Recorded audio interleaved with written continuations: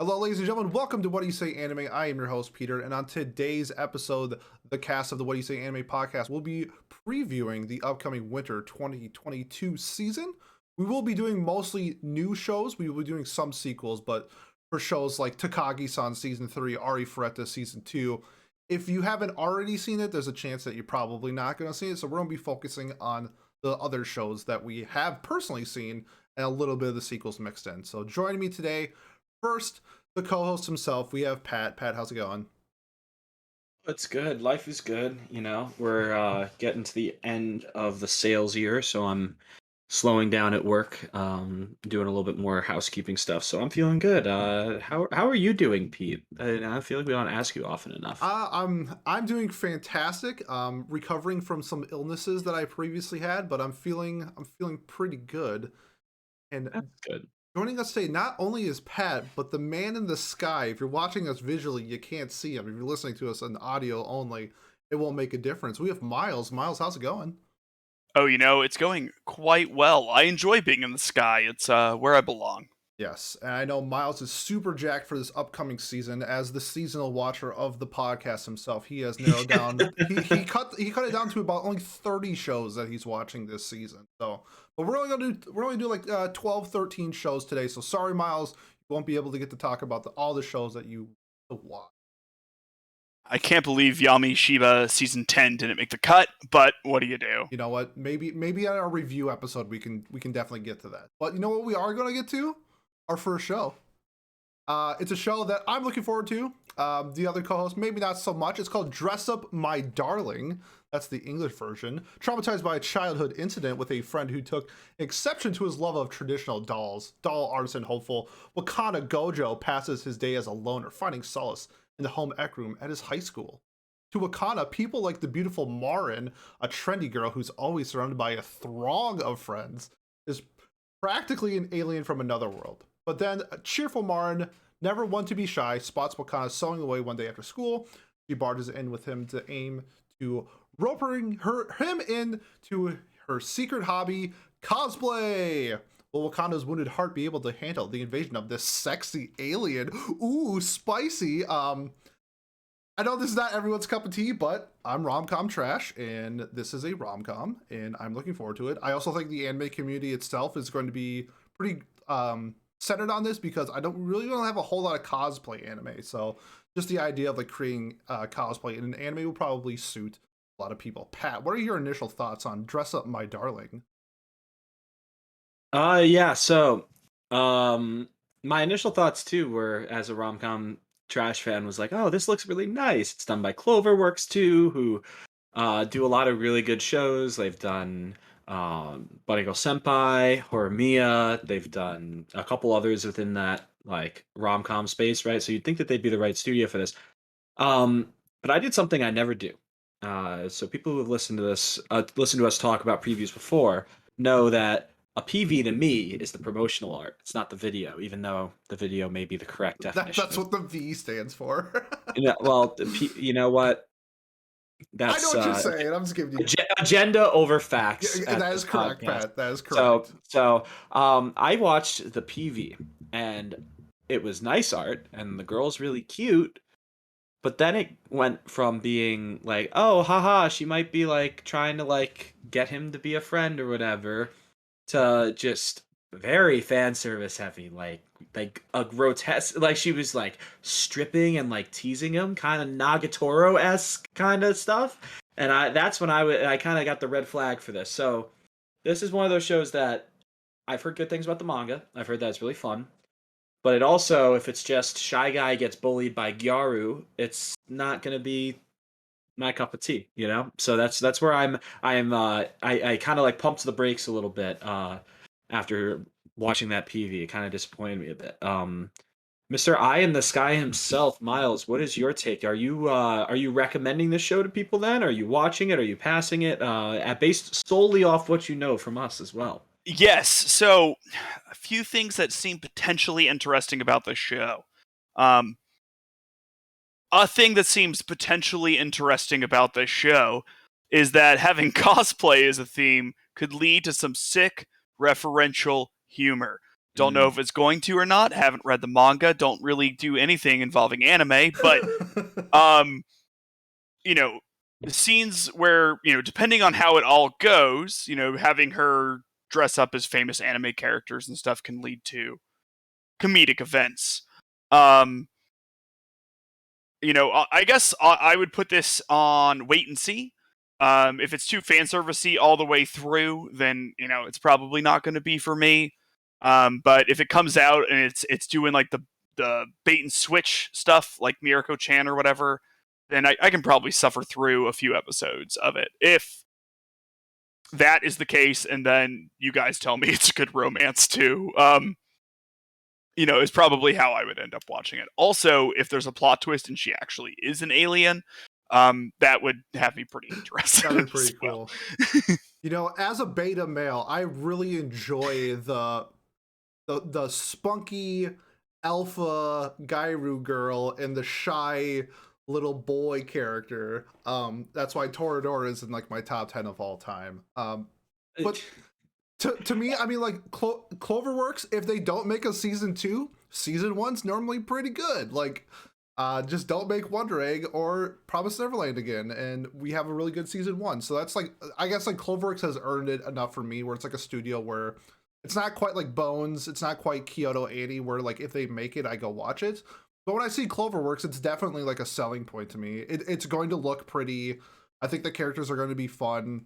It has the romance, it has the comedy, it has the slice of life tags that I look forward to in anime that I enjoy watching. So for me, this is probably going to be like I consider it if you like these genres, and if you're like me and like that style of romance as well. So that's my recommendation. Yeah. How about you, Pat? I think I'd recommend it to the same people that you just talked about. Again, I think I could enjoy this show, but I don't know, man. Are we not sick of just, oh, haha, the prettiest girl in school just decided to walk into a classroom where there's this nerdy loser sitting there minding his own business, and suddenly, oh, surprise, she has a crush on him for some reason. Like, I don't know. It's just like, are we self-aware enough yet to realize how... Did you watch Horimiya? Bad this looks. I watched Horimiya. Yes, I did. Okay. And did you like that twist on where like the shy guy's actually like I thought that was fun. He's a different person type of thing. It was kind of fun, but I don't know. Horimiya isn't something that I don't know. To me, I thought Horimiya was, the reaction to it was a lot higher than I thought it deserved. I didn't think it was like a genre defining staple like a lot of people think it was. B. Yeah. Oh, yeah. There you go. I don't know, but you weren't the only person. If you were the only person, then I'd know it was wrong. But Okay, well that's gonna conclude our podcast for tonight. If you like our content, press that like, comment, and subscribe button. Yeah, sick plug. Don't forget the Discord too. The Discord's in the links below. In defense of this show that I will not watch, Pat. Yes. Him being into traditional dolls and her being into cosplay does lend itself to a natural reason for them to get together. You know, so, and also he sort of seems like the loser because people made fun of his hobbies and he didn't know how to handle it, as opposed to like, I absolutely am useless as a human. So maybe she'll bring out the, you know, once the cool kids start liking stuff, it's cool all of a sudden. Yep. And you're like, how come I got bullied for playing Pokemon in middle school? But now that, anyways, that's not a personal story. Yeah. You want to dig into this a little bit? Yeah, that's very fair, and that's what I will say, that it was my initial impression. It's like, oh, the doll and the cosplay, that's a cool connection that they might have. But then the PV came strolling in, where suddenly she's like, oh, like, let me pull my shirt. I'm glad you should if I had listening. a nickel, if you could be a visual, if you're not listening on the visual platform, you're lucky. But she's like coming up to him like, oh, if you want to see more, check out Pat's OnlyFans. Yeah, seriously. Sick shirt. Look what my favorite winter 2022 anime is gonna be. Except, who knows if it's actually coming out or not, because they haven't fucking told us anything in 3 months. Holy shit. Ruby. Rest in peace. Well, rest in peace, Rooster Teeth. Ruby will get picked up by somebody, I'm sure. It's a popular enough series, but that's a whole different thing. I would say, so I already said I would recommend this to people who like rom-coms. Give it a shot.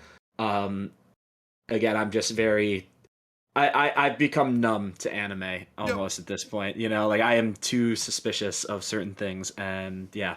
There you go. Miles, what do you think? Would you I think you already kind of said it, but you'd recommend Yeah, it? I will be checking this out if, after 3 weeks, you and Pete say, like, this is pretty good. I did quickly just scope out the PV.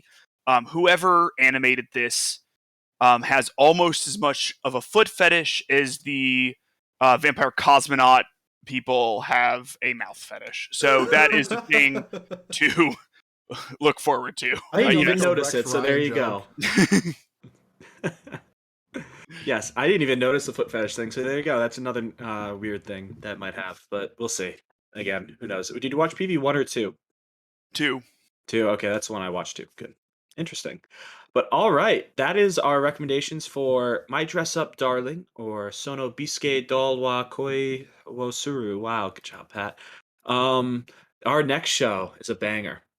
Is it? It's our most anticipated season 2 of this podcast, I'd have to say. That might be right. It might be right because it's the only season 2 that we're talking about That's tonight. true. Um, Not a lot of a synopsis to go off of either for me here, so I'm gonna have to remember everything that happened in this show. But that is the legendary mobile game show, Princess Connect Redive.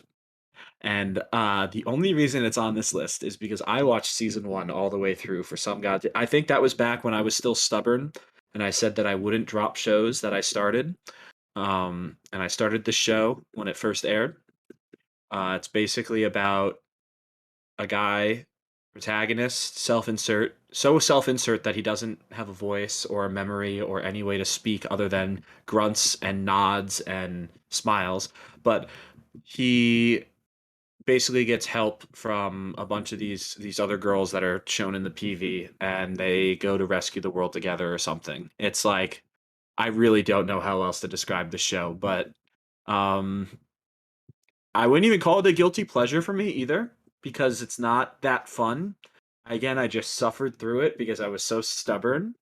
But season 2 is coming, and you know what? They did dangle right at the end, right in that last episode. They dangled that hey, we might have a story here, and I caught my attention. I was intrigued by the way that they took probably the best character from the show, the orange haired girl. I think her name's what is her name? Pecorine. I knew I was right. Yeah, Pecco or Pecco-chan, whatever they call her. They dangled that she might be the real princess and that she might have some powers that aren't shown yet in the show or whatever. And I don't know. I feel like I've talked you guys to sleep at this point because it's so boring of a show and it's terrible. It's literally a show made to sell a mobile game. Why did I let myself watch this in the first place? Like, oh my god. Oh, terrible. But yes, what do you guys think about Princess Connect Redive Season 2? For me, I've seen clips of the show where cute cat girl goes, yeah. And I was like, oh, that's Yes. cute. Move on with my life type of thing. Where I was like, oh, that was a cool 3-second clip. I got the gist of the show. I'd probably it seems like it's on my alley, just nobody that I know that's watched it like likes it. So it's like really hard for me to like jump into a show where everyone's just like, yeah, it was pretty mid, like that type of thing. It's like, yeah, I'll skip it. I'm surprised it got a second season just because it is a gacha game. But then I know Crunchyroll is pretty behind it, so I'm sure Crunchyroll is dishing out some bucks to make it some more promotional stuff. So I'm gonna guess pretty bland story. It looks pretty, but I mean it's a promotional tool for the gacha game. So to me, this is a pass. I have no interest in watching season 1 to watch season 2, unless for some reason it just comes out of nowhere and it's just like the greatest thing since sliced bread. But I highly doubt that. So if I eat my words later, maybe. So yeah. Yeah, so Season 1 was, it's a 7.03 on Mal? What? What is wrong with people? My god. The Studio 2 is Games Pictures, which the only things they've made are Princess Connect, and then they've made Blade Runner Blackout 2022, which was one episode. And then Another gacha game. another gotcha game. Maria Friends or whatever. Yeah, a card game actually, based on a I think it's a card. gacha game as well. So there you go. That's what they. It's almost like they're a studio created by a mobile game company. That'd be crazy if that's what the case was. What? No. Yeah, so this is going to be a pass from me unless you're someone who's as stubborn as me who has also started the show. Miles, you are one of those things. What do you think about this show? Yeah, as a big fan of Princess Connect Redive, I um yeah, no, I would rather die Oh um my. than watch this show. I I mean, it just looks so so I mean, you have like your Dairy girl, then you have like Kudere girl with like, the short hair, and then it's just like it's so cookie cutter, you It know? is. It is. It's literally the most like everything that happens in the show is so obvious, and it's just like, oh god. Yeah, I don't like. I prefer my gotcha games to be like connected to a franchise and like not the other way around. So I'm gonna have to pass. Yeah, well, we just need Fate Grand Order the anime. Imagine if they took all the characters from Fate Grand Order and made an anime about them. That'd be crazy. Or made like some Damn. story Yo, you're that onto tied them. something, bro. I might be onto something. Well, my favorite gotcha game, Pride of Orange. Yes. Uh, Hell yeah. Go, go Dream Monkeys all Oh, day. Dream Monkeys. Yeah, speaking of damn, I can't make a connection to the next show, so I'm just gonna pretend I Oh, I did. can make a princess connection to the next show. Well, yes, that would have been obvious, but no dream or monkeys or hockey in this show, at least as far as I know. But the next show that we are talking about is The Genius Prince's Guide to Raising a Nation Out of Debt, or Tensai Oji no Akaji Koka Saisei Jutsu. Um, Gesundheit. thank you. Or I can't, I don't know. Thank you in Arigato. German. Yeah, arigato, sure. There's some sort of racism in there somewhere. I don't know. Is there? Gesundheit is German. like, Oh. so you said arigato. I'm sorry. I was looking at Anime Girl. My bad. That's my. so, That's my anyways, bad. the next show that we're The next watching. show is. I can't believe it. We're terrible at this. You'd think after 2 years of doing this together, we'd be better. It ain't easy being a genius. Prince Wine is ready to commit treason, and who can blame him? Faced with the impossible task of ruling his pathetic little kingdom, this poor guy just can't catch a break. But with his brilliant idea of auctioning off his country, this lazy prince should be able to retire once and for all, or that was the plan, until his treasonous schemes lead to disastrous consequences, namely accidental victories in favor of his people. Yeah, so this show, the guy tries to get rid of his country. And again, I watched the PV for this because I was like, what? Like, how is this a different show from Realist Kingdom or whatever it was that happened last season? He tries to sell the country and intentionally tries to get his soldiers killed in battle, like sending them to a like 300-esque, like situation where there's no way they come back and win, but they win. And then suddenly he's a hero, and suddenly he's like, you know what, maybe this country is worth saving after all, and he tries to like figure it out. um I don't know, this show to me, it caught my eye because it's like the art looks nice. It's done by Yokohama Animation Lab, which recently did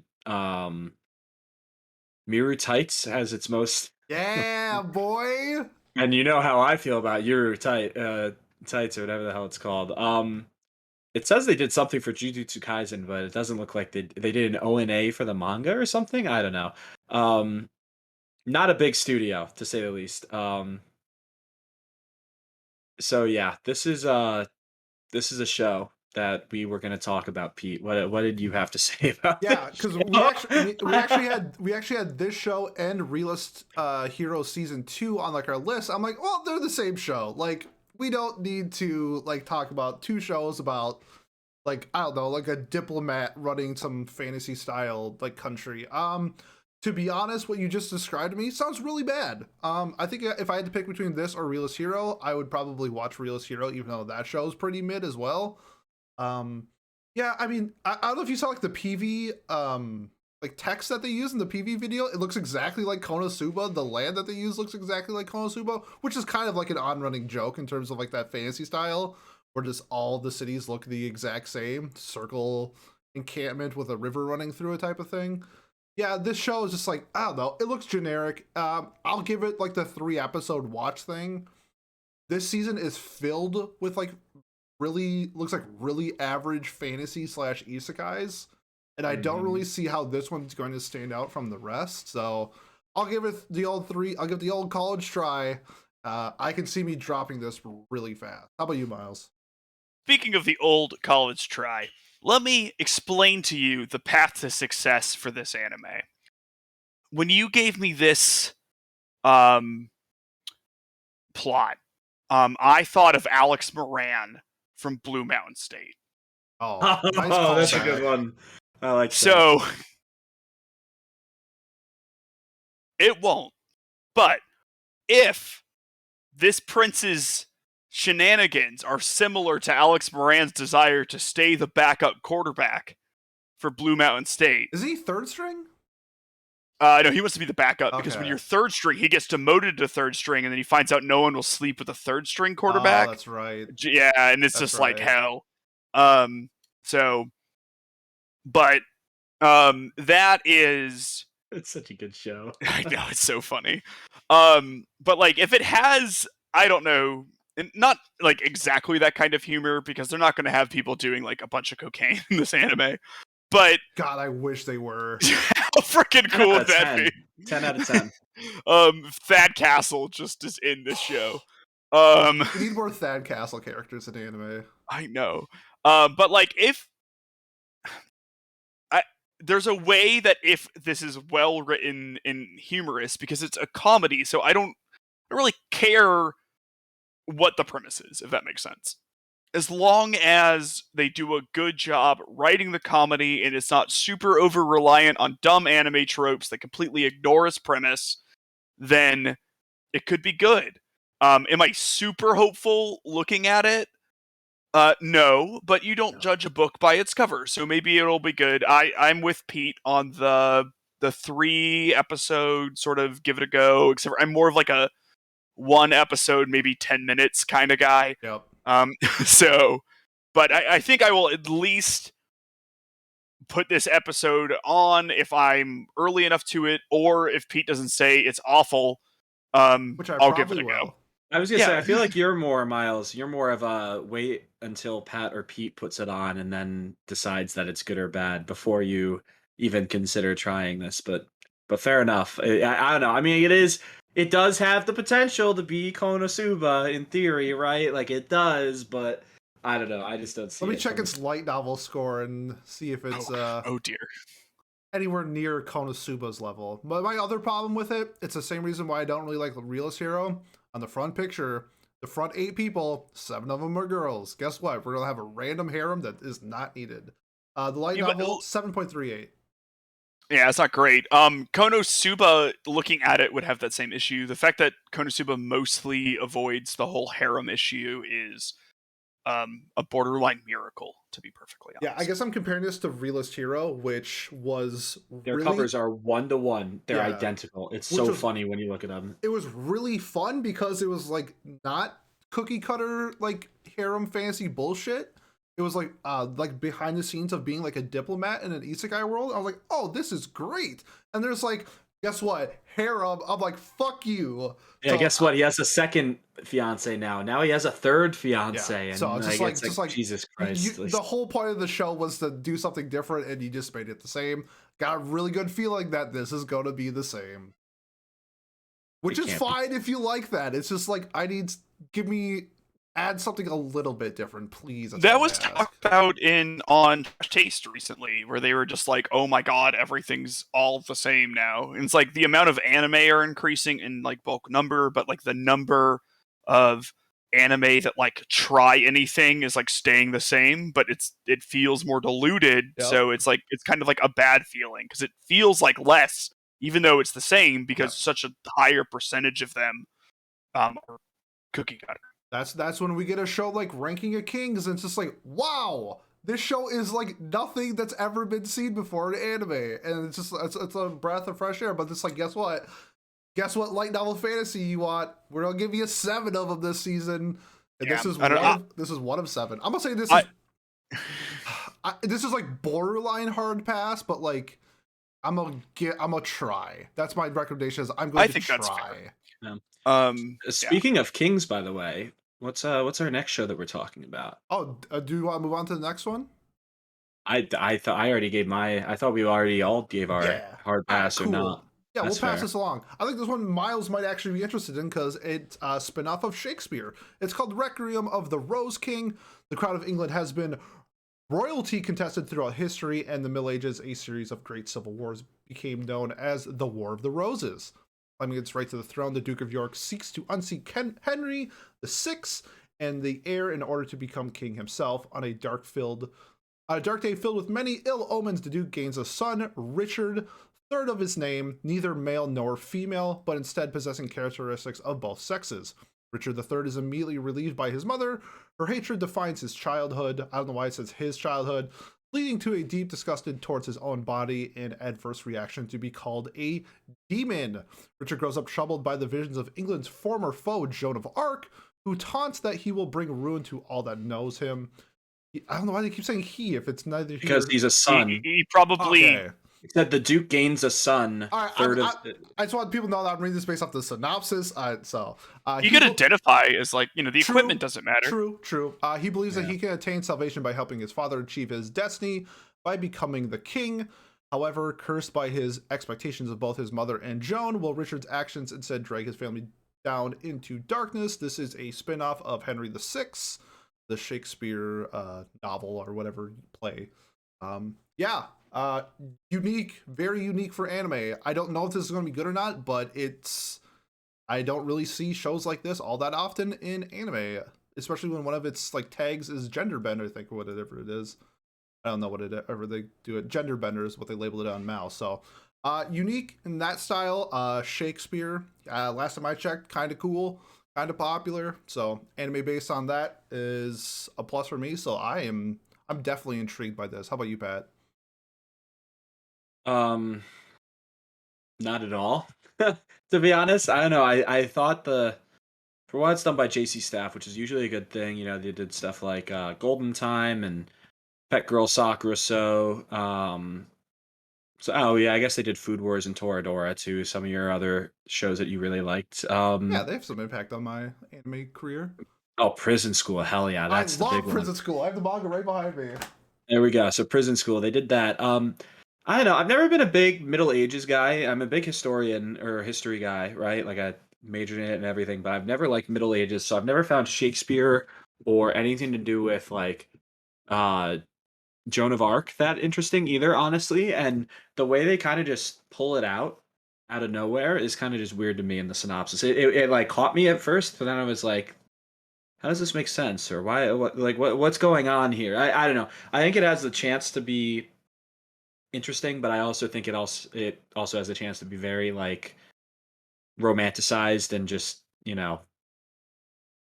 like Yuri Yaoi baiting a bit, like back and forth, if that makes sense. I don't know. But the synopsis did not interest me at all, to be honest. The title is cool, Requiem of a Rose King. I like that, but I don't know. Miles, what about you? Genres are action, drama, supernatural with an historical theme. That means I will at least be giving this a try. It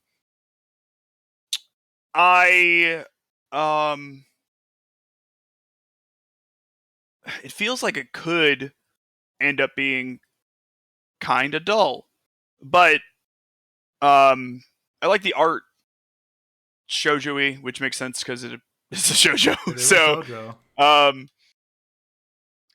definitely give it a go. But I guess I get your. A lot of these historical things tend to be like a hodgepodge of things that don't necessarily mix together. So I could see being like being afraid of that.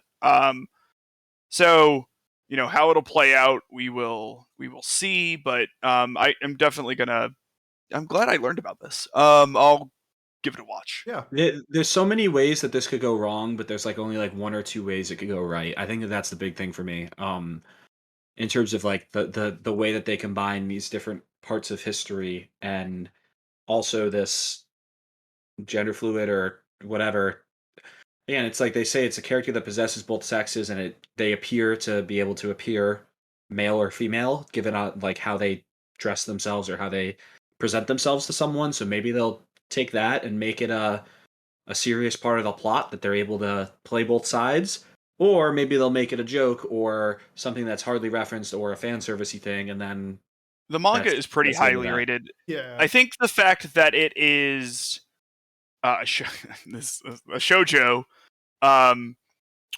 makes it less likely that the androgyny of our main character will be used for laughs and fan servicey sort of things. I tend to see that in more uh, male targeted That's fair. demographics. Yeah. Yeah. I think if this was original, I would be scared, but considering that like its manga has like an 8.1, that's usually a good sign at least that it could be decent. And yeah, like Miles said, shoujo, not shonen. So I think it's going to emphasize the characters more than the actual like characteristics of the person. So I don't know. I like even if it's bad, I like when anime are like unique like this, where I at least want to go out and check it out.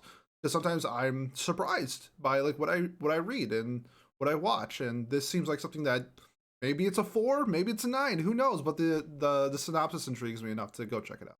Yeah, at least it's not. I grew up in a starter town, but now I'm in the last city, and also I was reborn as a monkey or something. You're gonna be reborn as a robot here soon. Yeah. Oh no. Okay. What do you do? That's all right. You can point us in the right direction, Pete, if you'd like, on this one. Ooh, the next one. Well, okay. Well, I guess maybe this was a niche reference. For those who live in the Northeast, there is an Orient Point in Did the not get Northeast. that. Did not get that at all. That's my fault.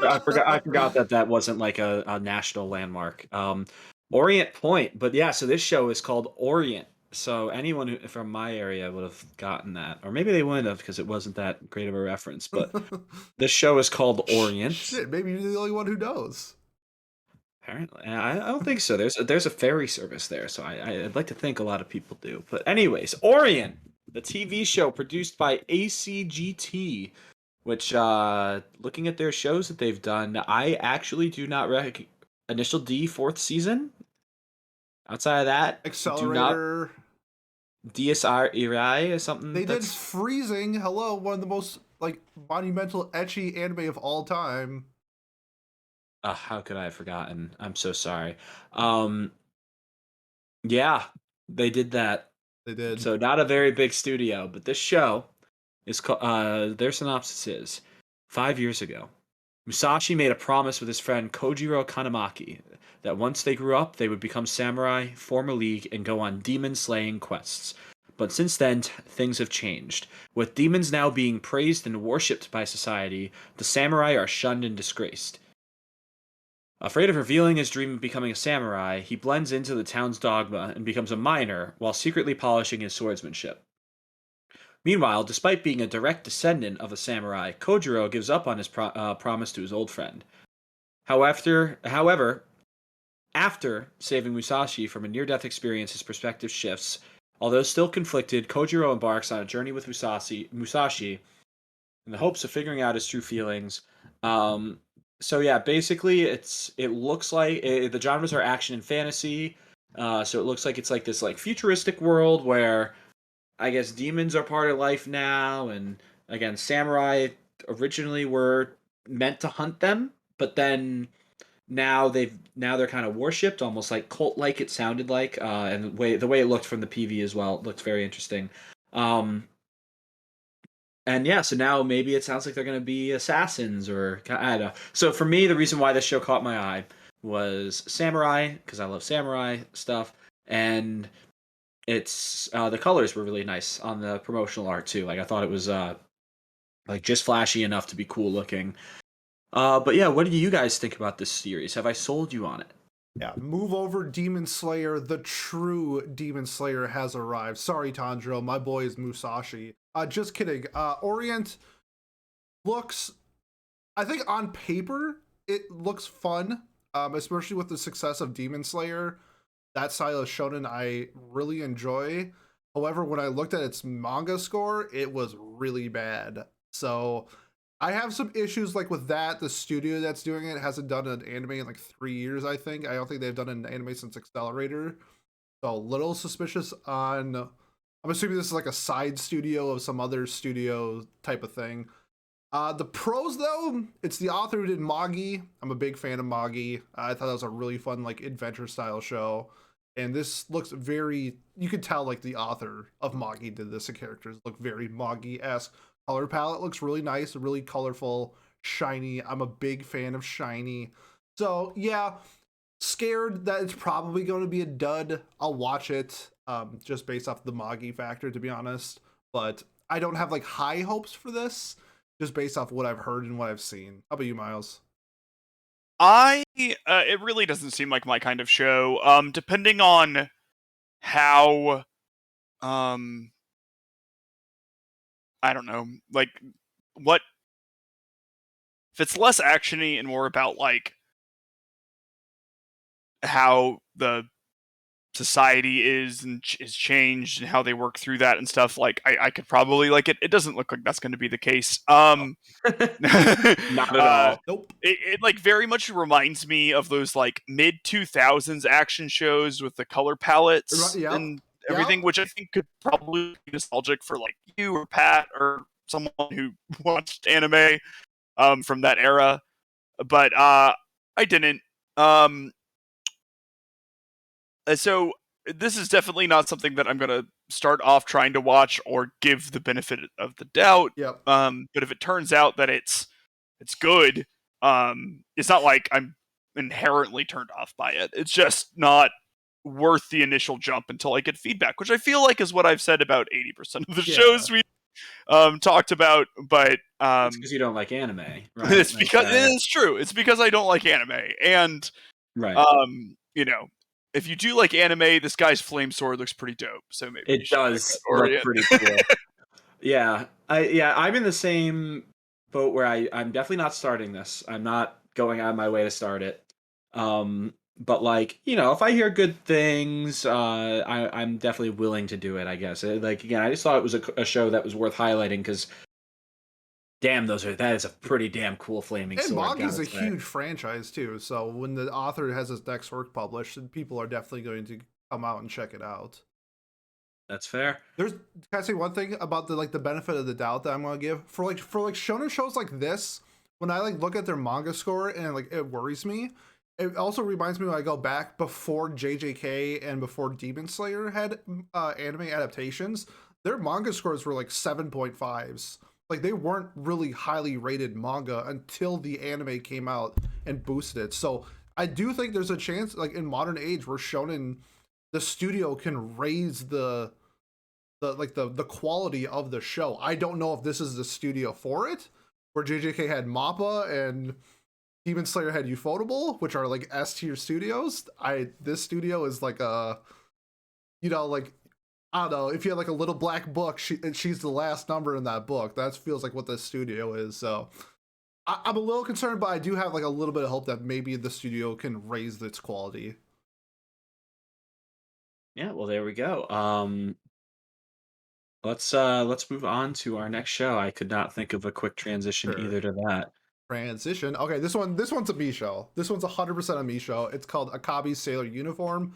Akebi lives out in the countryside with her family. She won an entrance exam to a prestigious academy for middle school girls, and now she wants to do two things: wear the school sailor's uniform and make 100 friends. So it's like Komi-san without the romance. I checked this because the promotional media picture looks very Yuri like. It's not. It is not Yuri in the least bit. This is a super super wholesome manga that's now going to be an anime. If you ever saw the show Hyoka, the main character reminds me a lot of Chitanda, who is one of my favorite girl characters in anime. I absolutely adore Chitanda. So I'm really hoping that this style of show, where it's more focused on, what if Comey could speak? And that's kind of like what I'm hoping for.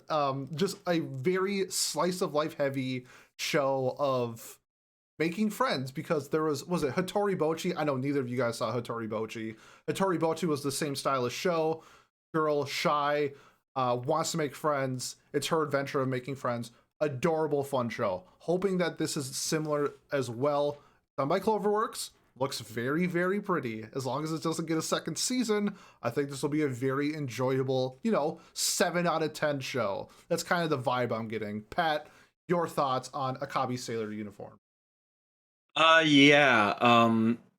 I thought it looked interesting too. Like the premise, the synopsis reads really nicely. Like, oh, she only wants to do 2 things: this cute ditzy thing, and then make 100 friends, which is like a hard thing, impossible thing to do. But like, it's like cool. She has goals. Like that's the.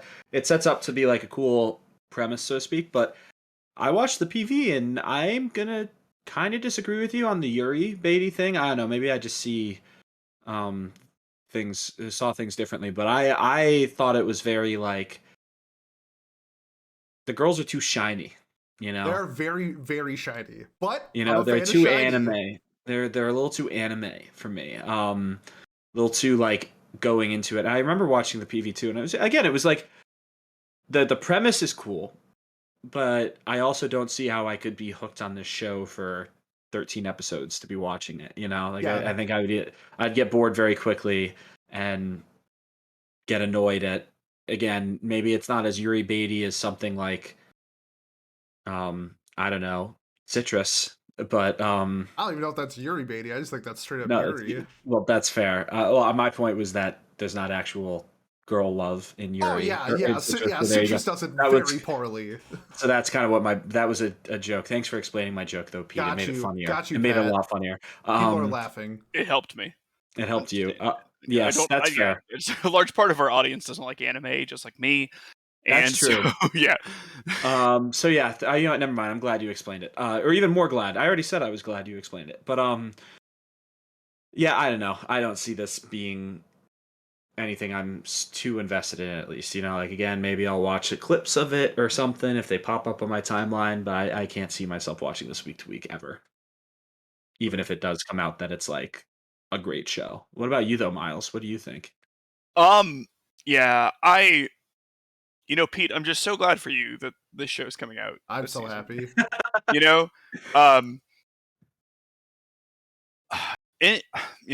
I went to high school once, and I had a pretty normal high school life, and so a show about someone just going to high school and doing a normal high school thing, it just doesn't. Why? That's I need some sort of like hook, and the show doesn't really seem to offer one, which I know is like a lot of people's jams. But it just isn't mine. I will ask, do movie sequels count as sequels? Because in that case, Cloverworks does an okay job, because the Bunny Girl Senpai movie... It does an incredible job, actually. And no, I know this. Yeah, so Pete has made this joke twice now that Cloverworks sucks at sequels. I mean, it's hard to... all the things that you think that they've sucked at are hard to follow up and be better than. They suck at sequel shows. They just have the one, right? They have literally just the one. Wonder Egg Priority? That is an episode of season 1 that had to be... It was supposed to be 2 parts. Yeah, and then they got cut down to one episode. It's not their choice. It's an episode of That's why I'm saying, as long as there's not more after season 1 by Cloverworks, it's okay. I think that you're just really hurt by The Promised Neverland, and I understand. Wonder Egg. Wonder Egg is the same season, Pete. I've heard that there's not additional content. But if they hadn't had to delay and put in that recap episode, right? Then you would have just had exactly what we had tied up in one. No, Miles. You are mistaken. Wonder Egg Priority was set to be a 2-core 24 episode show. Yes. They delayed it and then cut the second half and made the second half into 1 episode. Okay. Yeah. I don't see that being their choice, though. I don't know. To me, but either way, yeah. So we can still say, haha, Promised Neverland season 2 sucked, haha, even though it didn't suck, haha, ha ha ha. And then also, You are Darling the in the vast minority on that take. By the it way. sucked. It was, oh man, it was worse than season 1. Wow, that's really hard. Like, not that hard to be. So Did he get I a don't know. 5.43? Yeah, I it's a season 5. 1 a 10. That's my point. It's worse than season 1, which is so hard to do. I don't know. I just think we rag on it too much. I don't think it was that horrific of a slaughter, but apparently everyone else disagrees with me. It was 5.43. I guess you can't argue that. I think I gave it a 7, or did I? You gave it an 8. I gave it a 7. I gave it a Changed 7. it. Maybe. I'll Maybe go I back got to the episode. maybe I got bullied into changing it to a 7. I think on its own it was fine. But either way, that's Cloverworks that we're making fun of. Even yeah. Bully I Cloverworks. I kind of like their. I love their catalog too. So Yeah, Me too. I think it's like pretty good. It is really good. well, now that we've buried them, and we've killed them, Pat, Yes. why don't we go into our next show? Sure, Pat, that's a great idea. The next show is Karoshi Ai, or Love of Kill. There you go. Tied that one in nice and easily. The silent and stoic Chateau Dankworth, that's a great name, is a bounty hunter. Oh, it's a her. Her target, Son Ryang Ha, a notorious killer known for killing 18 high-class officials in a single night. That wasn't a full sentence, but whatever. Apparently it was. To this day, his murder remains swift, efficient, and bloody. However, after Son Ryan Ha overpowers Chateau in their first encounter, he reveals his own intentions. He too is after her, aiming for her heart. Son Ryan Ha's attempts to catch her eye are quite unique, to say the least. He offers gifts to her in the form of her current targets, tied up and battered, and will do anything to spend more time together. Reluctantly, Chateau goes along with this act, and so begins the cat and mouse game of love between two killers. So this is done by Platinum Vision, who have not done a lot of shows either. They've done Servamp, Devil's Line, Kono Oto Tamare. Yes, sir. Is that the show about the string instruments or whatever? Yeah. Or the koto, it looks like it's called in Koto, this. yeah. Or in English it's koto, I guess. I don't know. Yeah, so they haven't done a lot of shows, but I don't know. This show to me caught my eye because I was like, oh, what a cool title, Love of Kill. You know, like that sounds like a Tarantino movie or something. So it caught my eye. The synopsis reads like it could be a good comedy, but it's defined as an action romance josei on Mal. That those are the labels that they went with. So I'm not so sold on it anymore. I don't know. It's weird. Like I want it to be more comedy, I guess, than action. Does that make sense? What do you think, Pete? I'm getting like Mr. and Mrs. Smith vibes type of thing. You know, like two assassins and you know, they're on opposite sides, but they fall in love. And how did they handle this like entrapment of whatever? I don't know. It just seems, honestly, the premise sounds super dumb, but the action romance josei, you know, this is obviously targeted to women, so it's obviously targeted to me. So I am thoroughly looking forward to this show. I think it looks really fun. It's probably gonna be dumb. I don't know. I just like the tags. I like the stupid spy premise. I'm a sucker for that stuff, or whatever, assassins. I'm a sucker for that stuff. I'm definitely gonna watch this show for sure. Miles. Yeah, I gotta say, this is interesting to me. I think that, you know, nothing in my love life, what has helped me out the most is felonies, but like targeted, so that they're like kind of cute when you do them, you know? Yeah. And I don't know. I think I'll watch this. I think it. Let's go. Yeah, like I I think it like I kind of hope it's like melodramatic and like over the top, like you know, like as she's falling for this serial killer guy. Like I just sort of hope that the situation, like I don't want them to try to explain it. I just want him to be mysterious and evil, and she's just kind of into it for whatever fucking reason, and they just go in on that. Yes. Like I don't think it needs to be a comedy, but I want it to be kind of campy. Um, Well, she's just a murderer that gets paid, though. She's a bounty hunter for like criminal organizations. So according to I did a little bit more reading just now. The guy caused a stir in the underworld by killing a bunch of people, and so that means which means like a lot of criminal organizations want his head. That's probably who she was hired by, right? So I don't think, and apparently she has like a mysterious past or something too. So I don't know. I think it could be fun. The name Chateau Dankworth. Like, what a name for a woman to have. Chateau Dankworth. It's like, Oh, oh my god, I love it. I just Chateau love it. is a great name. Dankworth. Oh God, I don't know when the manga came out, but like, was it? You know, does that predate Dank being That's a good used to question. describe Let's memes? look, I don't. October 2015. So I don't think so, but a 7.66 is a pretty good rating for a manga, I think, or at least not terrible. I think it'll be a good to give it a try at least. I don't know. There's a supporting character named Jim, so that's pretty cool. You know, Jim's a good name. I love. I Jim. know. I'm. It's just Jim. It's just Jim. It's just Jim. Yeah, I'm gonna say I'll give this one a go. Same. Let's see. Has the director done anything famous? Let's see. Sorted by score. Hellsing Ultimate. He did an episode for.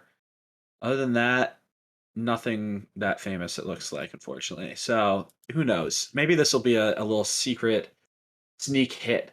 You know, a show that no one talks about. But Pete, you have a show for us to talk about next. Yes, That yes. everyone will be talking about. Everyone's will be talking about it. We are talking Attack on Titan.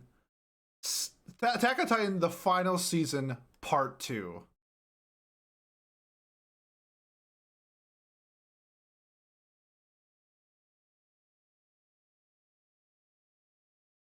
All right, that's all we had. Pat, you're up next. Okay, on to our next show. Let's change the worlds a little bit and let's go to our second aquarium show of the past 6 months. Oh, wait a minute. Wait a minute. No, it's not an aquarium show, damn it. This show is called Leadale no Daichi Night, or World of Leadale. And Miles, I want you to open up the mail for it right now, and I want you to look at that promotional art. What does it look like she's doing? God, this is the scuba diving one, right? Yeah, it looks like she's scuba diving and petting fish and underwater, right? It does. I mean, she has a wetsuit on. She's petting everything. a fish. I guess scuba diving is a lie. More like snorkeling or something. Or free diving, something, whatever. Okay, let me read you the synopsis now. New beginnings in familiar lands. After a horrific accident put her on life support, the last vestige of a freedom for Akena Kagami was in the VR MMORPG World of Leadale. I gotta say it like they say it in SAO with like the really Japanese accent. Next time I will. When she wakes up in the body of her game avatar, though, Kana, now Kaina, or Kana, spelled differently, finds that the worries of her old life appear to be a thing of the past, but somehow this new land doesn't seem to be quite the Leadale she remembers. So yeah, that synopsis doesn't really tell you much, right? Generic. This is an isekai, by the way. It's not an aquarium show. We lied to you, but so does the cover art, so we don't feel too bad. I watched the PV. I watched both PVs because I was like, did I miss something? No, there is so much generic isekai stuff that happens in the PVs that it like this is the isekai of all isekai. You know, it's crazy. I don't know how else to describe it because they don't ever show her near water. They don't show the accident. They don't talk about what happened. She just says, "Oh, I woke up in I woke up in my game world, but something seems different. Oh, by the way, I have been a sleeper. I've been around for 200 years now, so this is what's different. Like, oh, I have children in the world, by the way, that are not kids anymore. I don't know. There's just so much random shit that happens in it. I don't know how else to describe it. Am I intrigued? A little bit. A little bit. This comes off to me like that show from God, what was it, 3 seasons ago now, where it was I've killed slimes for 300 years or whatever, and now I'm That was max like level. 2 seasons ago. I said 2 or 3 seasons ago, You right? said Yeah, okay. years. Did I say years? Yeah. Shit. I meant seasons. I gotcha. But it may have felt like years because I've been yearning for a show like that, another one.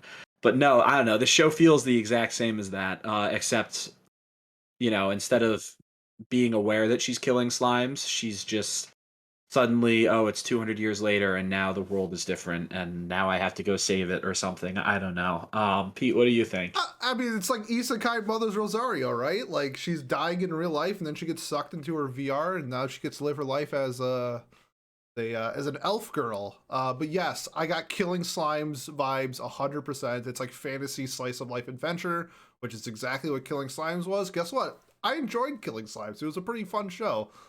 No, I do not have high expectations for this. I'm thoroughly just looking forward to like a fun fantasy slice of life, and that's what I hope I'm going to get. So that's personally like what I'm seeing, and that's hoping what I get.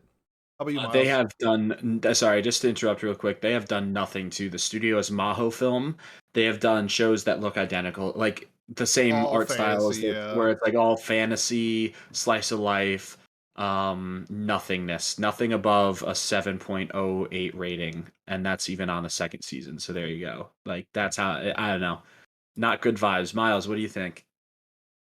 Yep, the light novel has 764 members. It isn't even enough to be scored on Mal. Wow. So oh god, I mean, my hope would be that this is all kept intentionally vague, because previews can spoil things sometimes, and like maybe you don't want to do that, like. What is different about the world? Maybe that's like a whole hook or something. Is this going to be generic? Yeah. Well, I watch like 1 or 2 episodes to ensure that it's generic. No, but Pete will, and then he'll let me know. So just in case it isn't, I'll start it up.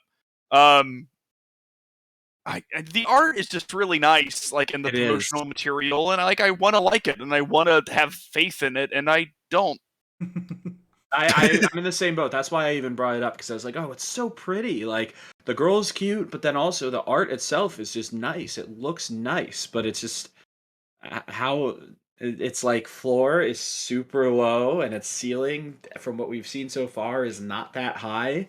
It's just maybe not worth the investment, at least in my eyes either. So I hope it's like a 6 or a 7. That's what I'm hoping for. If it's and that's not worth watching. If it's like I agree. I like my chill shows where I just like, rough day at work or whatever, and I just want to watch something where I can like giggle to. It doesn't have to be good. It's fine. It's why I like Fast and the Furious movies. It's like, it's fun. Yeah, it's not I definitely get Fast and the Furious vibes from this. I mean, okay. I'm just trying to make an example. I know what you're saying. I guess like my thing is that like if I wanted to watch, you legitimately could take every like 6 to 7 isekai, right? Yep.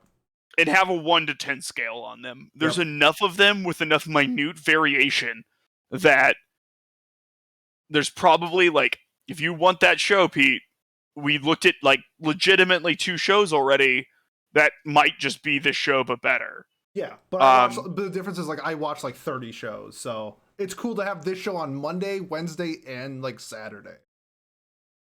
Okay. Well, as long as you acknowledge that you're part of the problem, I'm okay with that. Yeah, of course. Okay. I don't know if you see, but I have Funko Pops behind me, and I've never been roasted harder in my life, and I know I'm part of the problem. That is I mean, yeah, I don't know. I don't mind Funko Pops. Figures are expensive, and it's fun to rep your thing. You know, like I don't have an issue with people having, I don't know, an accessible sort of figure. People are like, oh, what about near droids? And it's like, I can afford those, but they're like $80 a pop or something. Yeah. Like, that's a lot for something that just sits there. I should try not being broke. I don't know. Yeah, don't mind my $4,000 of manga behind me. Pay attention You to can my be not broke and still not want to spend $80 on figures. $8 Funko Pop. Yeah.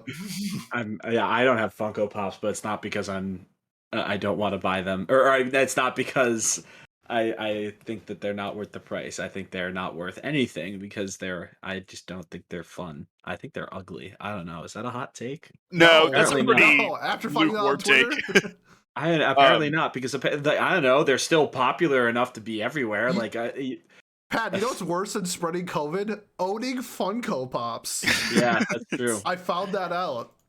Apparently, I mean, hey, you got what you were asking for. It was a good time. I had a blast. All right, so now let's reel this discussion back in. Oh, Pat is on fire right now. Thank you. We're gonna be talking about Slow Loop. So you may be asking, with a title like Slow Loop, what could that possibly be? When Hiyori, a young girl whose deceased father taught her the joys of fishing, headed out to sea for some alone time, she never thought that she would encounter another girl there. After a while, this girl, named Koharu, and her end up fishing and cooking together, and they get to know each other a bit in the meantime. Sorry, this is grammar. Why? How does Mal not have someone that speaks English well enough to proofread what they put? It's not like they have hundreds of anime every season. There's 30 to 40 anime. How do they not have someone read the synopsises and make it proper English? I'm sorry. That mini rant over. Pat didn't realize that the person who normally did that passed away, so. Yeah, well, they should hire someone else. They should take the salary that person's not getting paid and pay it to the normal person or to the next person. True. But either way, I don't know. You could go on Fiverr and find someone to do it. Like, whatever. During their brief time together, Koharu finds out that the reason Hiyori went out to sea that day was because she's hesitant towards meeting her new stepfamily that same evening. But what a coincidence! Koharu is also meeting her new family tonight. No, it can't be a coincidence. Follow these two sisters and their new life together. Oh, so I didn't even realize this before reading it. So yeah, they're going to be, this is domestic girlfriend, but sisters that want to go fishing together instead of step siblings that want to have sex and children together. That's weird. That's slightly different. I like how that's the route you went. Not like what other like laid back camp or something. It's no, that's the obvious connection. Like it's laid back camp, but they go fishing. But my point was the step sibling thing. It's like, oh, haha, step siblings. What's a famous step sibling anime, Pete? I don't know. Kiss Sis. Well, shit, I don't know that one well enough to talk about it or make fun of it. If you want something that's slightly more incestuous than Domestic Girlfriend, may I recommend you Kiss Sis? Yes. There we go. All right, well. Oh, are they actually brother and sister in that one? No, they're steps. No, they're steps, but I think there's two sisters. There's two sisters. Oh, correct. nice. That's even better. Just the more the merrier. But yeah, let's talk about cute girls go laid back camp go fishing. Somebody watches this podcast, and of all the shows we recommend, they go watch Kiss Sis. Yeah. Please let us know in the comments below what your personal score is on Kiss Sis on the 8, 9, or 10. Only 3 possible scores for it. Yeah, I can't see anyone giving it any lower. So the studio, by the way, is Connect. They've done Strike the Blood. They did Oriski, which is a pretty good show. Like with Ponzi and everybody else. They did Senryu Shoujo, yes, which makes me even more excited for this potentially because I'm pretty sure, looking at this, is this a short form? Pete? I think the golf one is. I don't think this one is. Damn it! I hope this one's a 15-minuter because if it is and it's done by the same studio that did Senryu Girl, then I could see it actually being fun. Otherwise, I don't know. I love fishing too. I go all the time, but is cute girls going fishing enough for me of a hook? Is that gonna really suck me in? Is that gonna I don't know. The drag might not be tight enough to get me in. Pete, what about you? Well, maybe I can bait you with some qualities of the show. I'm just really hoping that this is laid back fish, and instead of Pat wanting this to be 15-minute episodes, I hope these are 3-hour episodes. I can't get enough. In the picture that we used, the girl's shirt just says fishing addict, and I find that hilarious. Yeah, I just hope this is just cute girls go fishing. I hope it's kind of funny or something like that, and I hope the girls have fun, and I'll have fun because I like that style of show. Laid Back Camp is my favorite slice of life, so if it's anything like Laid Back Camp, I'm going to thoroughly enjoy it. You might as well give it Anime of the Year next year. How about you, Miles? So today, my coworker told me that fish die by their own mouths, and I thought that was like a really interesting expression. For a completely non sequitur sentence here, Pete, this looks super fucking boring. uh, I,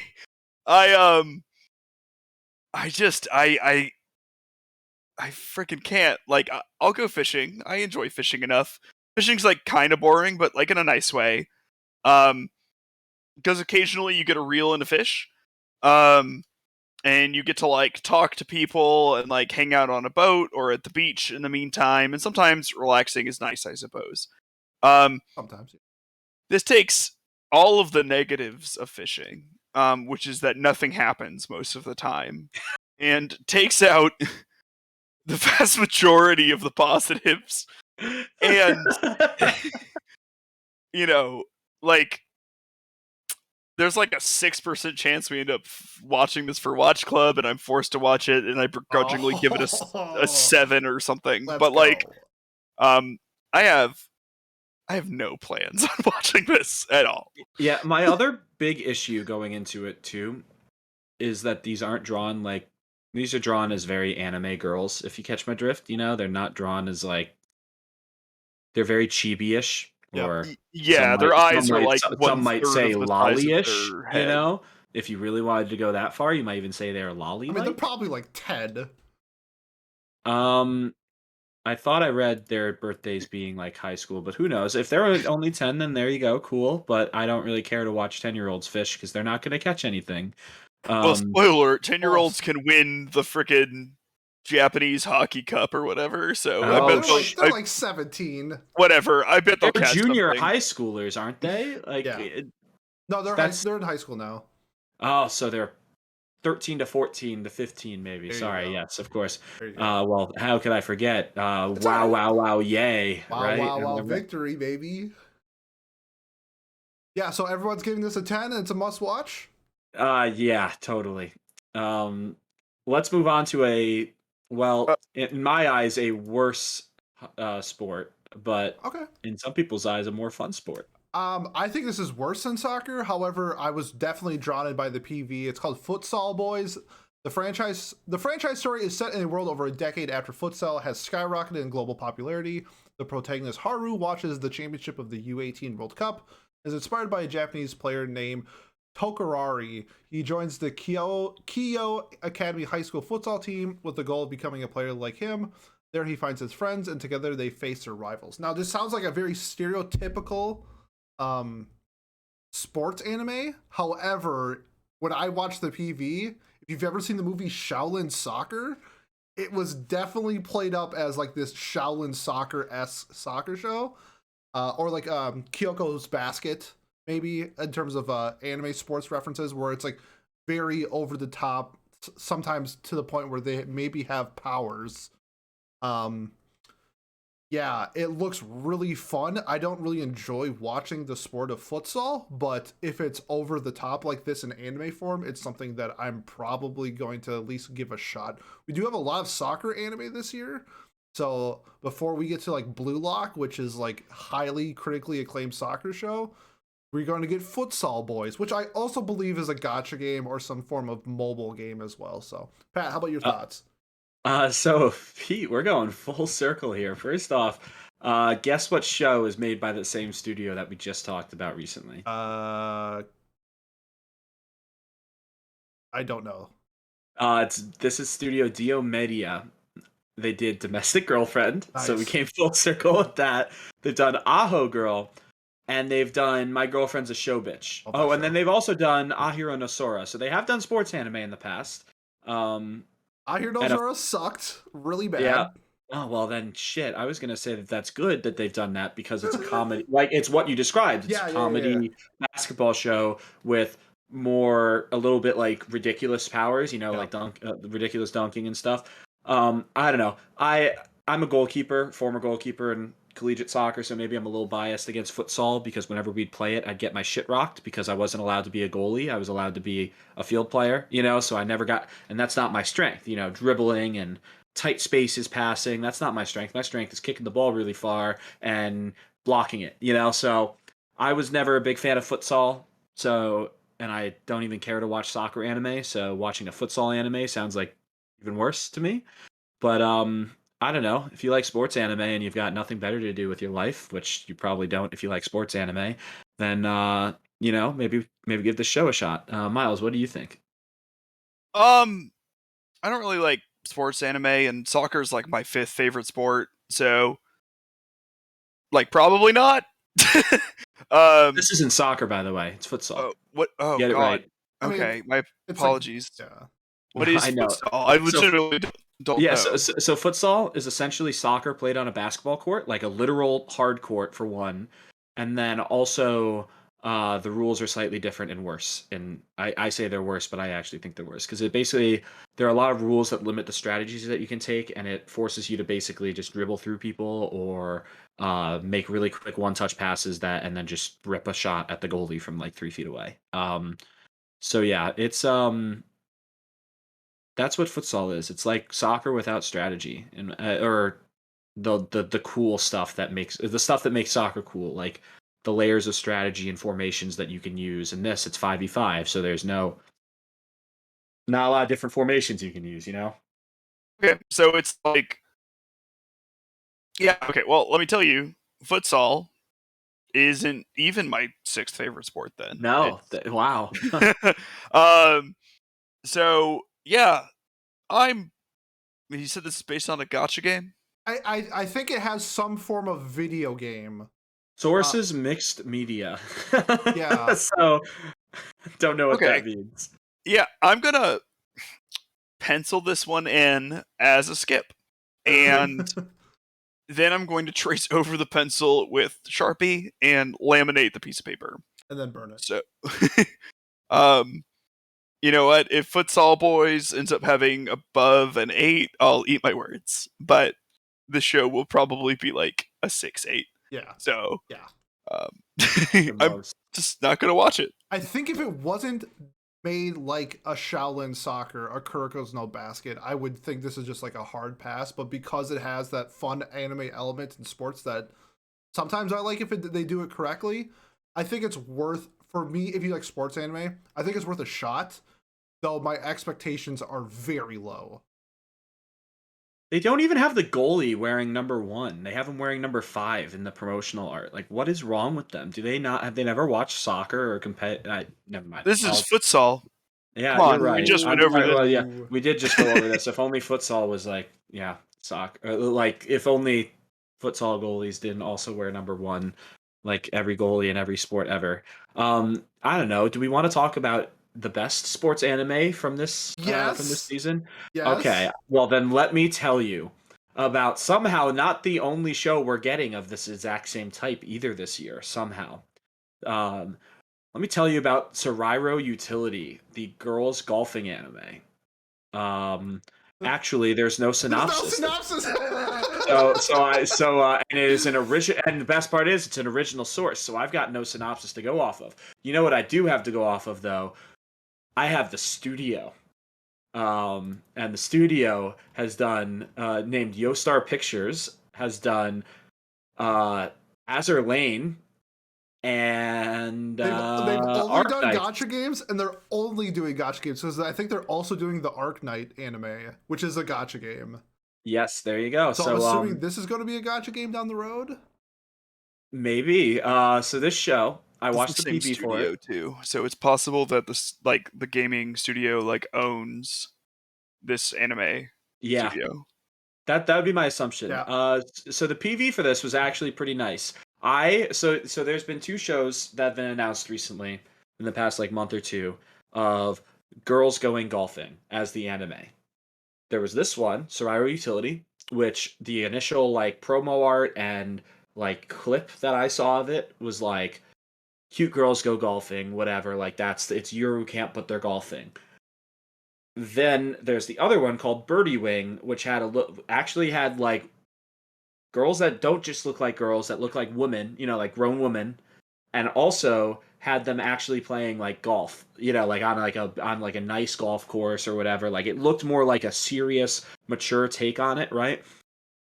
But we'll talk about that one next season when it comes out. So, this one, Sorairo Utility, the PV did not look that bad. It really didn't. It looked like it was going to be like cute girls go golfing, but they're laughing about it more than what you could expect, where there's like, yeah, after the swing. I don't know how else to describe it. Like, where That was it's well like, done. thank you. Do you get what I mean though? Where it's like, Yes. oh, haha, look at this girl trying to play golf. Haha, here it is. Like, no, this was actually like, looks like they know the sport, looks like they're competing, and again, this is where the one that's short form for sure. It's been Yep. announced already that it's 15 minutes. I could see this being good. Like, I could see it being, or maybe not, I shouldn't say good, but enjoyable in like 15-minute bits. I don't know. What do you think, Pete?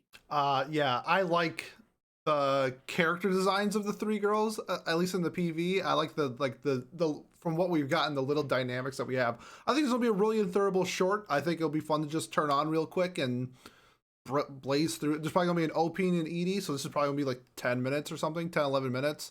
Be a quick, easy, fun show and just move on with your day. I'm looking forward to Birdie Wing way more than this, but this seems like it'd just be like a fun filler show. So yeah, I will more than likely, even if it's bad, I'll probably still watch every episode because it's like 10 minutes. What do you Miles, think, Miles? Yes.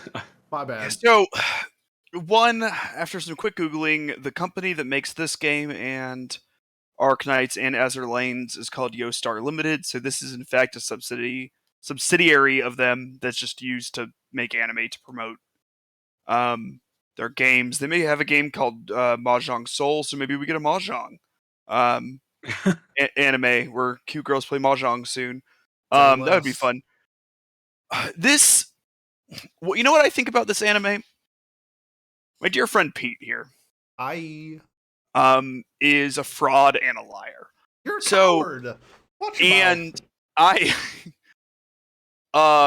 you know, he told me once that he would consume some of my favorite media when they cry, and he never did. Instead, he watches this show and things like this show, which we're all going to watch and give a 5, and it's going to be like a 5.3 on Mal, and the show is not going to be good. It's by the creators. It's based on a gacha game. It's by the creators of Arknights and Azur Lane. There is nothing that makes the show seem like it could possibly be worthwhile, other than the fact that some people are very thirsty for a golf anime. That's why I'm looking forward to it. I mean, and also I will say too, I forgot to mention this when I did watch the PV. I just watched it again, like threw it on in the background again. The art already, like in the PV, I was like, oh, it's not animated very well. Like it's not sharp, I guess, if you. But I do like how flat it is. Like it's not like shiny girls do cute things, but it's still not well animated either. Like it's the edges are rough, and I don't expect, if the PV looks like that, then I would expect episode 11 or 12 to be very, pretty either, so to speak. But again, I think it could be fun. It could be stupid. I don't know if Go they with you for the hockey show, Pat. that went terribly because the hockey bits were terrible, and also it was shiny Love Live Yes. characters rather than this, which Well, hopefully isn't Love considering Live. how well this company treated World War II history, I'm sure Oh that your yeah. golf bits will be very accurate. God, why couldn't Azur Lane have been a real anime, man? That would have been so fun. Yeah, Hey, I guess I will. we're getting Azur Lane, but in guns this year or this season as well, in Doll's Frontline. So hopefully your best girl is M4A1. I wish I was making that up. Is there an AK-47 girl? There probably is, and she's probably Russian. Yeah. Wow, that's a really bold, risky take for you to have there, We should Pete. review Doll's Frontline. That would have been. Is that this season? Yeah, it's this season. Yeah. Well, I honestly, would be just as good. I bet it has a synopsis. You know what? I'm gonna search on Mal. I'm looking it up too because I Alright. didn't. It does. After the Third World War, nations devastated by biological warfare no longer have the ability to protect the wastelands. So the defense of these territories is left to private military companies like Griffin and Kruger. It's Kruger, but spelled weird.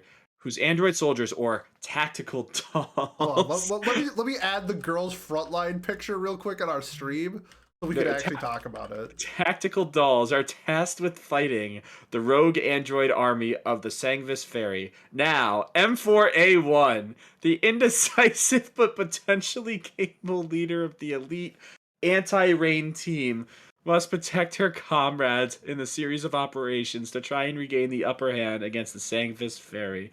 Oh my god, there's an M4 SOP Mod 2. Oh, there's an M16 AR-15. AR-15. There's M16A1. Okay, so it looks like they're all American guns. They are, or I shouldn't say American. I should say, well, no, like sorry, guns that the American military used. It seems to be, like And the American. Anyways. yeah. I'm gonna Well, most of the refrain time. from that joke. Oh. Yeah, don't worry. Yeah, no, I That got was- it now. Yeah, about the second character. The first character on the right was the looking at the characters and voice actors part of Mal. But It's yeah, so you know what? Here's a bold prediction I'm gonna give about Girls Frontline. Okay. It's gonna be better than whatever the fuck that golf show was. You want to bet?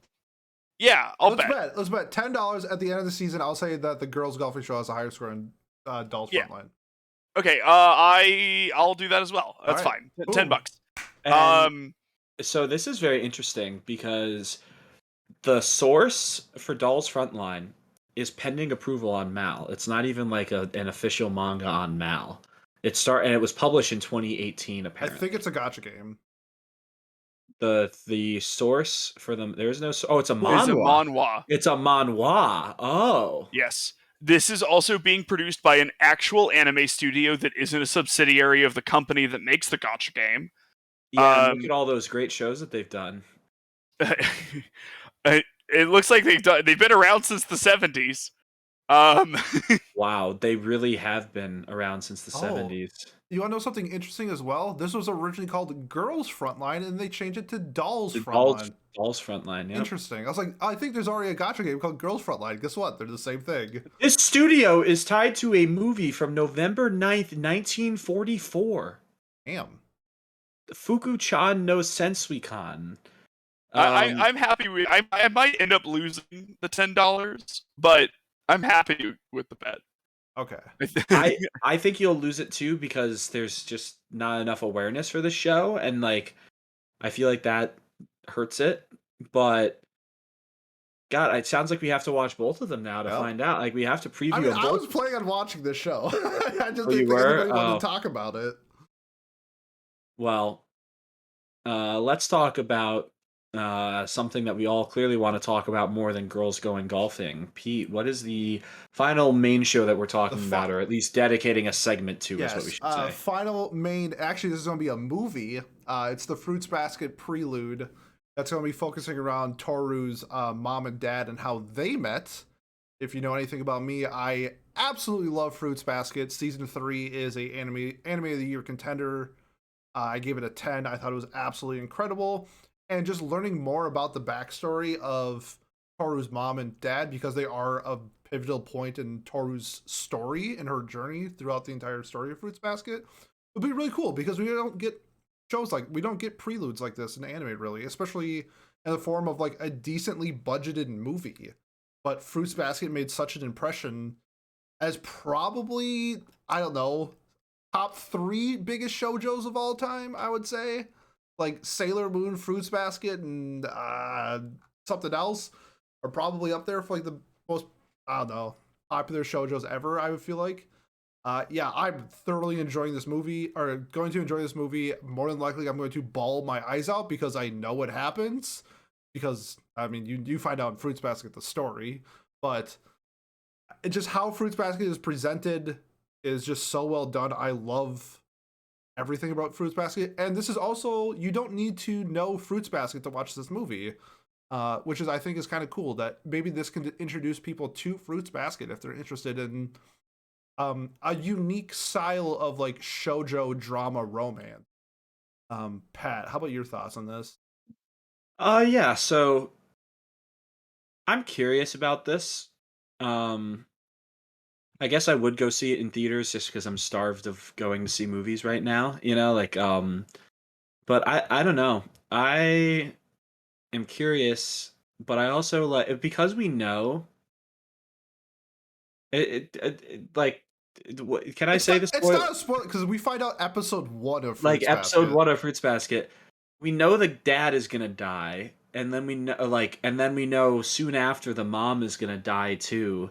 We don't know how they die necessarily, like sort of like literally, like You we know how the haven't mom seen. dies.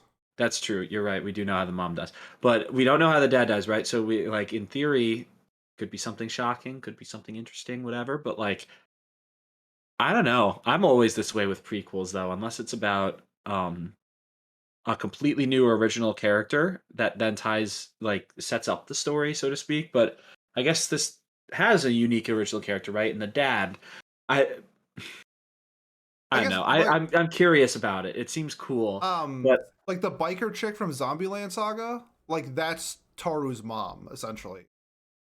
Like she's a delinquent, yeah. gets in fights, that type of style, and like you And see. the guy sucks her out of it, right? Like Correct, yeah. he makes her into a normal woman, and or makes her a responsible person enough to have a daughter and then have a successful family, Yes.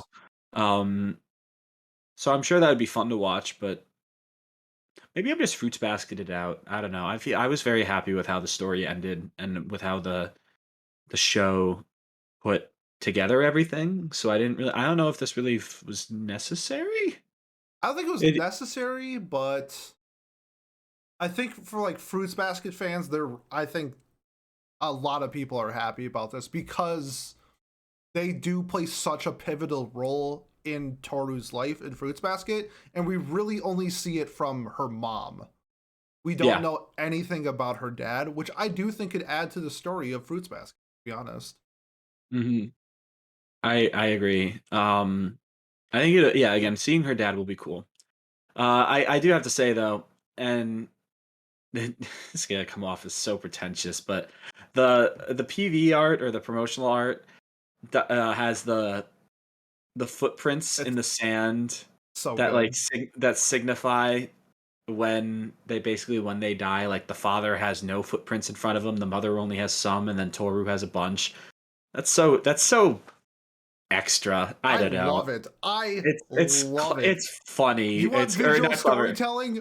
Boom. Simple, to the point. Uh, I think it's incredible. I loved it. I think this PV is, it's so emotional because you see how happy Toru is and you know what happens in Fruits Basket. So I think it's so well done. Yeah, I don't know. I just saw it and I was like, okay. But be a bit more what's the word I'm looking, overt maybe about it. Like, I don't know, oh, we get it. Okay, we get it. Yeah, like The parents die. We get it. yeah. Like, I don't know. I thought it was a lot. But anyways, Miles, what do you think? So regardless if I would have to watch Fruits Baskets or not, I'm like a pretty stubborn person when it comes to media order consumption. So there's just like no chance I would watch this before I watched all of Fruits Basket. I think you should watch Fruits Basket before watching this too, because it won't have the same impact. And then also would not spoil Fruits Basket, because like we said, it's talked about in the first episode, but like, I don't know, maybe some of the reasons why she's so attached to her mother, or why certain characters I in wouldn't Fruits understand Basket, all the references and stuff, right? right? Like, yeah. And like, I don't, that's the thing, I don't know until I watch it if there's going to be like references like that Where I think knowing the characters, like in any way, like helps. So from what I've seen from the PV, I do really think that this is focused on just the two characters themselves. I don't think Toru happens until like late into the movie. I think this is just literally the dynamic between the mom and the dad, where it's kind of like its own story. Kind of like a She probably spin-off. talks about them in some ways in the show at some point, right? I mean, her mom is like the biggest factor in her life, so she talks about her mom all the time. Yeah, so I think that like not having that background will make potential actions that her mom could take or decisions that her mom could take that people would be like, oh, this is when her mom does the thing, or this is the thing she was talking about in season 2 when she was whatever. Mhm. And I'm very min-maxy with like my enjoyment of media. So like I would want to just, make sure that I have all of that, Gotcha. I feel you. I think there's just like different strokes for different folks. I think some people are like you, they want to watch it in release order. I think some people will be fine watching this movie and maybe being like their entry into Fruits Basket. That's all I'm saying. Yeah, I think that no, I don't disagree with that. I'm legitimately weird about it. Oh, yeah. Yeah, so All right, that's fair. To me, I think if you're a Fruits Basket fan, this is an absolute must watch. The quality that Fruits Basket is like just so good that anything that's Fruits Basket related, I'm rushing out to go see. So for me, this is probably the only must watch I think of the entire season, to be honest. I'd say yeah. If you liked Fruits Basket, then obviously you're gonna want to go see this. But you could also be weird like me, where again you're just like, I don't know if I need this. I feel like Fruits Basket on its own. Like, did I need Boruto? I didn't need Boruto. Nobody needed that. Well, yeah, but we don't know if this is good or not. Like, is it gonna be good? It's probably gonna be. But like, did we need it? Nah, no. But either way, again, I think it'll be good though. I expect it. It's made by TMS as well, which is a studio that it's a huge studio, one of the Huge. bigger ones. Dr. Stone, Real Life, uh, what's it called? Rent a Girlfriend, all of Fruits Basket, Megalobox, bunch of other stuff that they've done that just they have the reputation to at least do decent. I think the good like or quality work, whether the story's there or not, is one thing, but the animation and the rest of it will be. So yeah, so that wraps up shows that we really had to talk about, or like it felt like everyone wanted to talk about in some way or contribute to. Pete, do you have any shows that were not mentioned that you would like to throw out there? Yeah, season 3 of Takagi-san, going to be interesting. Season 2 of Takagi-san was really good. I thought season 1 was just like whatever, but season 2 was really good. So I think season 3 is going to be interesting. Johnny, who is our Takagi subject matter expert of the Discord, said that this might be original, depending on what content that they pull. So that'll be really interesting. I know a lot of people are interested in Vanitas's the second season. I know a lot of the girls like the vampires, so there's that. There's also a whole bunch of mid-ass isekais are coming out that I didn't even bother mentioning. That I didn't even think was worth mentioning, to be honest, because they all look the same pretty much. And in terms of that, in terms of movies, Goodbye Don Glees, the Madhouse movie that looks absolutely breathtaking, is going to be cool, but I'm guessing we're not getting that till like September. So we'll see when that comes out. So, in terms of 2022, I think this is probably going to be the weakest season of the year. Spring is definitely going to have starting to have the big hitters with like Love is War, Spy Family, and some other things that haven't been necessarily gotten a date yet that could possibly come out. I think something like Rising of the Shield Hero. Come on. Okay, Rising. Rising the Heels season 2. How dare you? That is a big one, but like something like it's the biggest one. We don't have like a date on like the Yuri on Ice movie, Made in Abyss season 2, Rent a Girlfriend season 2, Mob Psycho season 3. There's still a lot of these shows that don't have dates yet, where I can see them being in spring. So I'm just looking forward to seeing how stacked spring is going to be. If not, the later years going to be insane with like Chainsaw Man, The Devil is a Part-Timer season 2. Like we don't have huge heavy hitters coming up. It's just going to be interesting to see when they actually happen. But in terms of the seasonals, winter's pretty weak. And that's all I really have to say. How about you, Pat? Do you have anything that we missed? There's just one show that I wanted to highlight that might be funny. It has the chance to be like a Konosuba kind of like funny, but also has so many things that immediately are red flags for me. It's called Fantasy Bashoujo Juniko Oji Santo, or yeah, there's no English title, but basically, a dull old man and his handsome best friend were summoned to another world. However, because of the goddess's mischief, he turned the old man into a peerless, beautiful girl. And then to get their body back, they have to like go on a journey to defeat the Demon King. Um, and I was like, oh, that sounds like it could be kind of funny, whatever. But then it says, let the madness-filled rom-com journey in another world begin. And it's like, oh, so they're going to make the old man in a young woman's body fall in love with the handsome businessman, like 30, 40-year-old guy. And it's like, what the fuck? Like what is this? And also, for one, it's what the fuck, but then also they're not going to do the, hey, look, love is blind of gender, whatever thing. They're not going to just be like, oh, maybe they were gay for each other beforehand, or gay men that loved each other beforehand. No, they're going to play it off as a joke. There's no doubt. There's almost no doubt in my mind that there's no way that this is going to be like some like profound take on gender and love and everything. So I kind of hope the rom-com part is not even present in the show, and it's weird because the synopsis says rom-com, but then the genres don't have romance in it. It's only adventure, comedy, and fantasy. So again, I just thought the show was worth mentioning because it could be funny.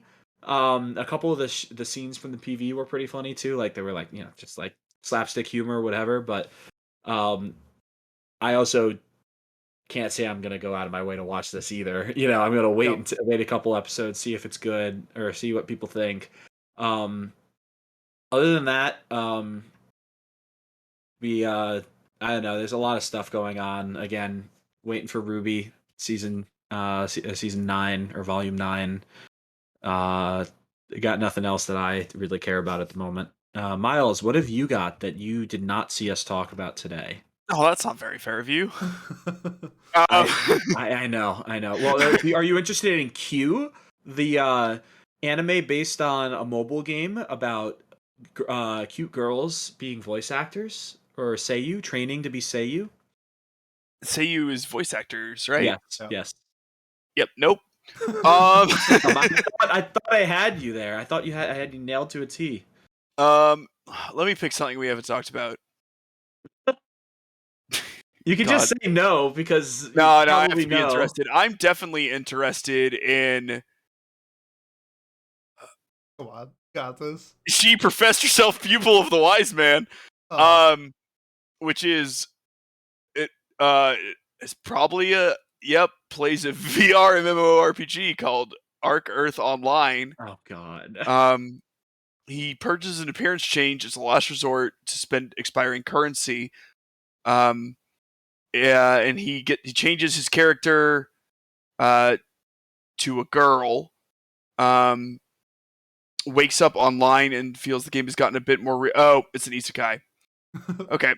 Yeah, so really good player gets resurrected as a cute girl in wow, I gotta say, You have to watch it now. I can't even commit to the bit. No, you have to watch it. God damn it. Okay.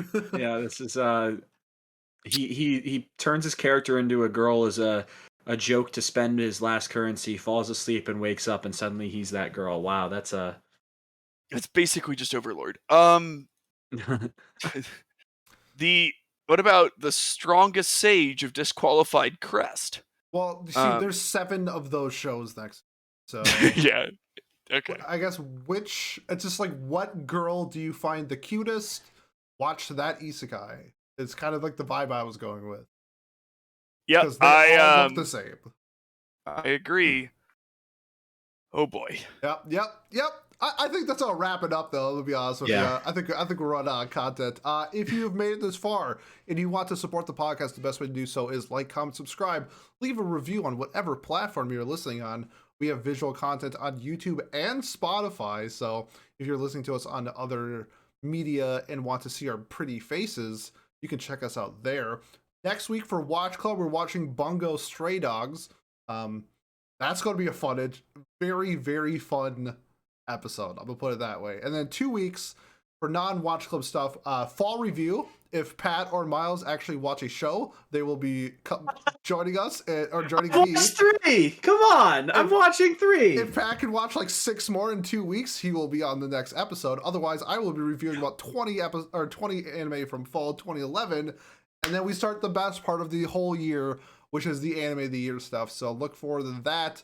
Doing that again this year. If you participate, you have a chance at winning a $50 Amazon gift card. All you have to do is vote for when the nominations come out. It's that easy. Really fun too. So if you made it this far, thank you so much, and we'll see you in a week for Bungo Stray Dogs. Bye.